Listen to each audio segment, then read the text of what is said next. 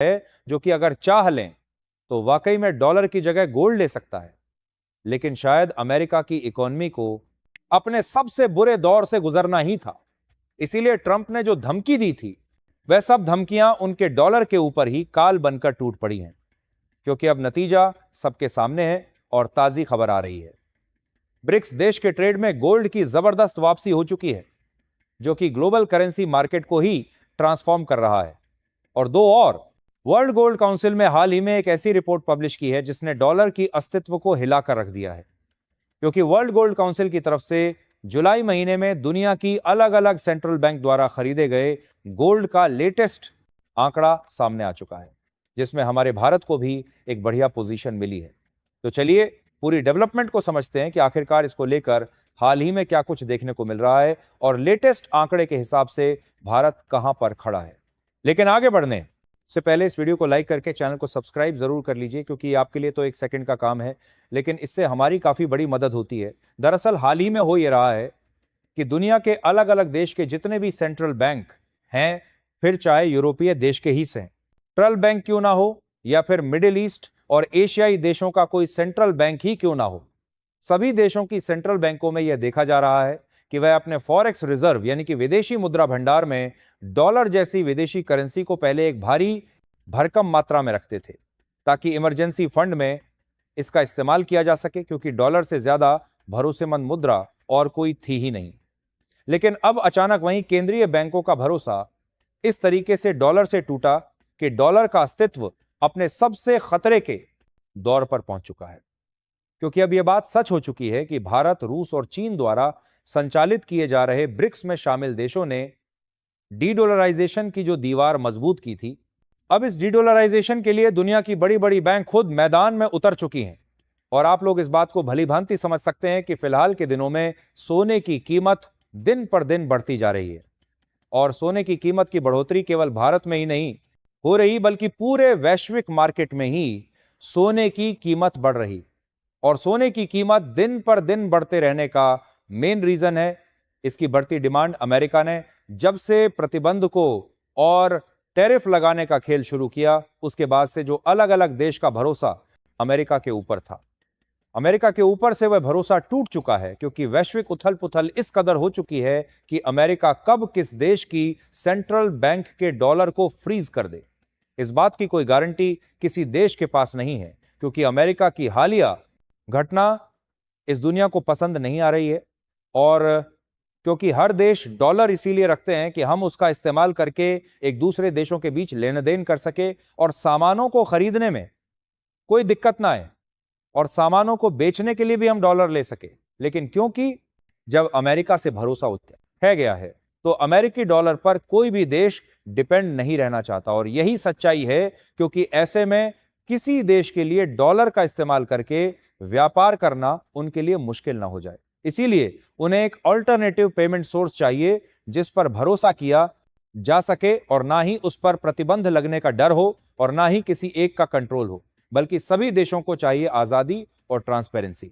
और जब तक अल्टरनेटिव पेमेंट सोर्स स्टेबल काम नहीं करने लगता, तब तक के लिए गोल्ड ही सबको सुरक्षित लग रहा है। और आपको जानकर हैरानी होगी कि गोल्ड खरीद और इसकी लगातार पद्धति कीमतों के कारण इस समय गोल्ड दूसरी सबसे बड़ी विदेशी भंडार बन चुकी है।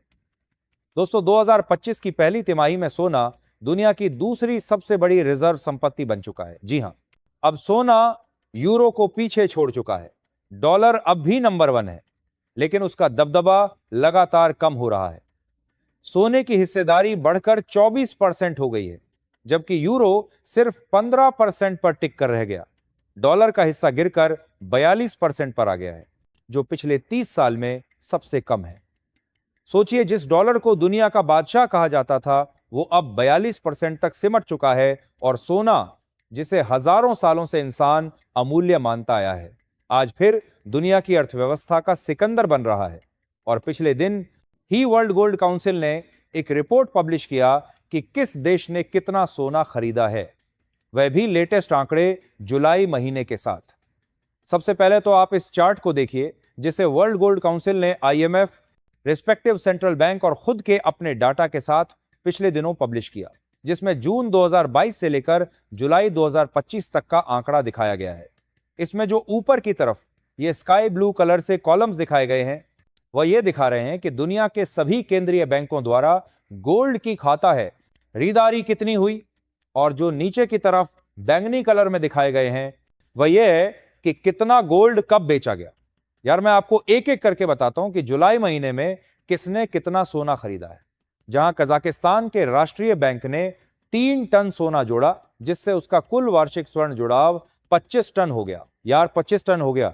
तीसरा सबसे बड़ा केंद्रीय बैंक है जिसने अब तक सोने की खरीद की सूचना दी है, जो पोलैंड और अजरबैजान से थोड़ा पीछे है।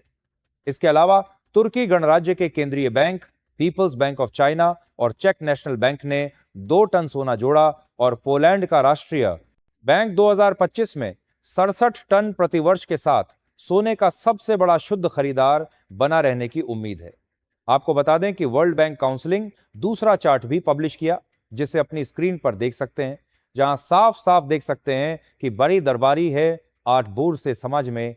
2025 में इस हिसाब से सोना खरीदने के मामले में सबसे नंबर 1 पर रहा पोलैंड, दूसरे नंबर पर अजरबैजान, तीसरे नंबर पर कजाकिस्तान।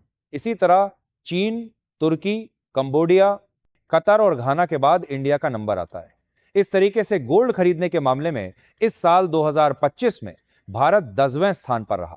फिलहाल सवाल यह है कि डॉलर और अमेरिकी आधारित स्विफ्ट पेमेंट सिस्टम जाएगा तो कौन सा पेमेंट सिस्टम काम बढ़िया रहे है करेगा। तो देखिए, आने वाली टेक्नोलॉजी दुनिया की आर्थिक तस्वीर बदल सकती है। वो है ब्लॉकचेन और ब्रिक्स की साझेदारी।